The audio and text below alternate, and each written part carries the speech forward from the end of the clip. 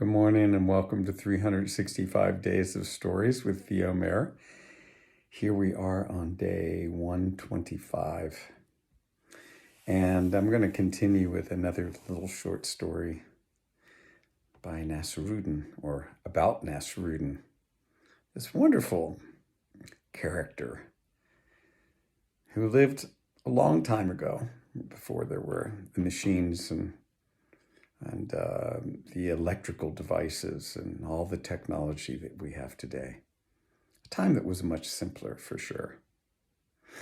Now, Nasrudin was respected in his village. He was considered a wise guy and a pretty funny guy. And at one point, his friend, who was a judge, needed to go off on a trip. And he asked Nasrudin to fill in for him for one day and to, try cases for him as he would. And so Nasrudin said, fine, I'm happy to do that. And so the day began, and Nasrudin sees one case after another and gives sound decisions and advice.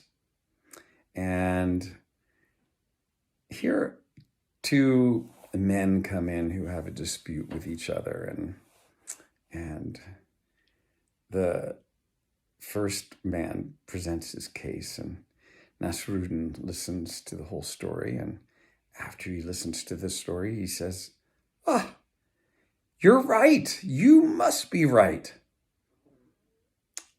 And then the other man, he tells his side of the story, and he continues and goes on and finishes, and Nasrudin, who's sitting intently listening, says, oh, you are certainly right.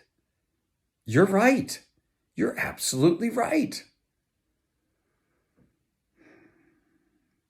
Well, another person who's a witness to all that's going on, he turns to Nasrudin and he says, well, how can this be? Here's a decision that you must make, and how can both of them be right? One of them certainly must be wrong if there's a case to be had here.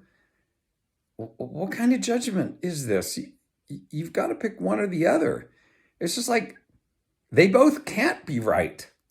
And Nasrudin says, you're right. You're absolutely right.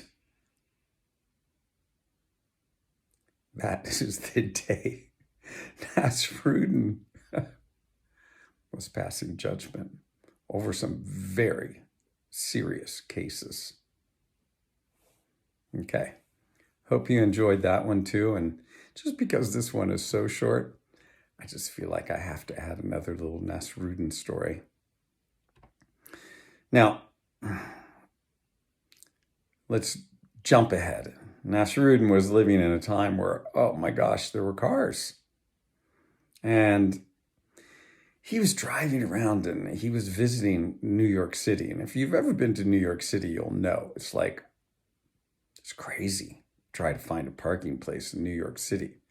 Now, Nasrudin, he was supposed to be presenting some part of a sermon in a very holy place. And so he was getting there a little, almost late, which was often his habit. And as he's arriving, he's trying to park very quickly so he can get in and not be late for his presentation. And he's driving around and there's just no place to park. And he's like making rounds, block after block. Perhaps you've done that. You just can't find a parking place.